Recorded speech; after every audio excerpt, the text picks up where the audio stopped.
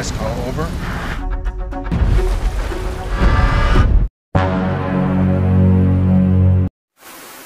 Berkisah tentang seorang pria tua yang terdampar di tengah Samudra Hindia setelah kapalnya rusak akibat menabrak kontainer hanyut. Tanpa alat komunikasi dan bantuan, ia harus bertahan hidup menghadapi badai, kelaparan, dan kesepian. Saat harapan kian menipis dan tubuhnya melemah, ia tetap berjuang melawan kehancuran, membuktikan seberapa jauh manusia bisa bertahan ketika segalanya tampak hilang. Lantas, bagaimana pria tersebut dapat bertahan? Mari kita simak alur ceritanya bersama-sama. Di awal film, seorang pria tua terdampar di Samudra Hindia setelah kapal pesiarnya karam. Dalam narasinya, ia menyebut hari itu tanggal 13 Juli pukul 5 sore. Ia meminta maaf karena tak selalu berhasil menjadi orang yang jujur, kuat, dan baik. Kini, semuanya sudah terlambat. Ia telah berjuang, namun tak ada lagi harapan. 8 hari sebelumnya, ia terbangun oleh suara keras dan guncangan. Air menggenang di kabin. Saat ke dek, ia melihat sebuah kontainer besar telah menabrak dan menusuk kapal pesiarnya. Ia mencoba menjauhkan kapal, tapi kontainer tersangkut. Ia lalu menggunakan jangkar laut tiup, mengikatnya ke kontainer, dan menarik kontainer menjauh dari kapal. Setelah itu, ia memeriksa kerusakan dan menemukan lubang besar yang membuat air masuk ke kabin. Ia mengambil resin epoksi laut dan kain layar untuk menambalnya. Listrik mati dan air terus naik, jadi ia membuat alat manual dari tongkat untuk memompa air keluar. Malamnya, ia tidur di tempat tidur gantung di atas air. Keesokan harinya, ia mencoba memperbaiki peralatan listrik dan memeriksa tambalan lubang.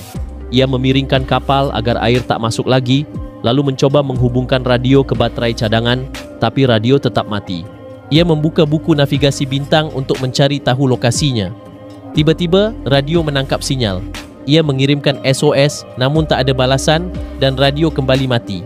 Dengan putus asa, ia meneguk minuman keras, makan malam, dan tidur. Keesokan paginya, pria tua itu melanjutkan perbaikan kapal. Saat memanjat tiang, ia melihat badai mendekat.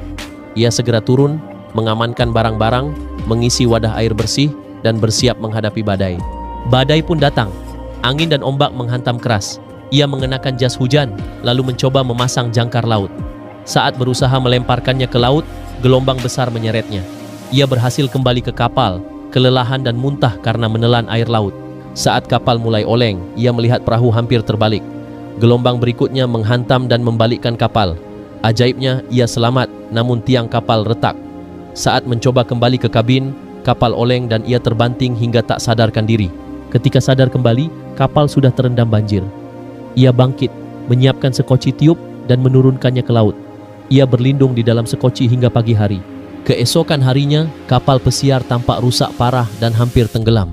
Ia kembali ke kapal, menyelamatkan barang-barang penting, makanan, air, peta, dan perlengkapan. Ia sempat kembali lagi untuk mengambil sebuah kotak sebelum kapal benar-benar tenggelam. Dirakit, ia membuka kotak itu dan menemukan sebuah sekstan. Dengan alat itu, ia akhirnya bisa menentukan lokasinya. Namun keesokan harinya, ia mendapati rakitnya mulai tergenang air. Saat mencoba menimba air, badai lain mulai mendekat. Ia menatap langit yang kembali menggelap, sadar bahwa perjuangannya belum berakhir. Setelah mengamankan barang dan menentukan lokasinya, pria tua itu menutup rapat rakit, bersiap menghadapi badai. Ombak besar menghantam rakit hingga terbalik dan tenggelam. Ia berhasil keluar, menegakkan rakit dan naik kembali ke atas. Saat badai reda, ia mencoba memompa udara ke rakit, tapi pompa rusak. Ia menimba air dengan cangkir dan menyadari telah terseret ke jalur pelayaran.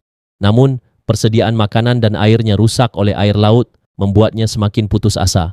Dengan sisa harapan, ia membuat penyuling tenaga surya untuk mendapatkan air minum. Ia juga memancing ikan dengan alat seadanya. Sedikit air dari penyuling memberi harapan baru. Ia memeriksa sekstan dan memastikan ia berada di jalur pelayaran. Tak lama kemudian ia melihat kapal besar di kejauhan. Ia menyalakan lampu sinyal dan mencoba menarik perhatian. Tetapi kapal itu tak melihatnya dan berlalu begitu saja. Frustrasi, ia melemparkan lampu ke laut.